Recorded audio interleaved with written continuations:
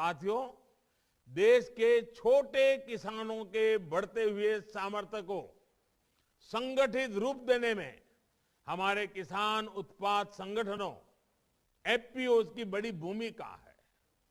जो छोटा किसान पहले अलग थलग रहता था, उसके पास अब एफपीओ के रूप में 5 बड़ी शक्तियां हैं।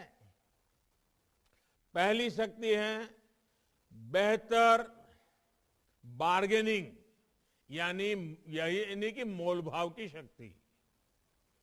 आप सब जानते हैं कि जब आप अकेले खेती करते हैं तो क्या होता है, आप बीज से लेकर खाद तक सब खरीदते तो फुटकर में हैं, लेकिन बेचते थोक में हैं। इससे लागत ज्यादा बढ़ती है और मुनाफा कम होता है। लेकिन एफपीओ के जरिए ये अब तस्वीर बदल रही है। एफपीओ के माध्यम से अब खेती के लिए जरूरी चीजें किसान थोक में खरीदते हैं और रिटेल में बेचते हैं।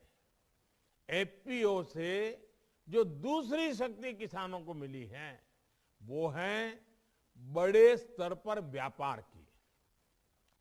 एक एफपीओ के रूप में किसान संगठित होकर काम करते हैं, लिहाजा उनके लिए संभावनाएं भी बड़ी होती है। तीसरी ताकत है इनोवेशन की। एक साथ कई किसान मिलते हैं तो उनके अनुभव भी साथ में जुड़ते हैं, जानकारी बढ़ती है, नए नए इनोवेशन के लिए रास्ता खुलता है। एफपीओ में चौथी शक्ति है रिस्क मैनेजमेंट की।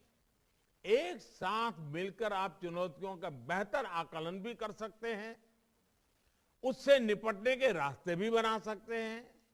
और पांचवी शक्ति है बाजार के हिसाब से बदलने की क्षमता।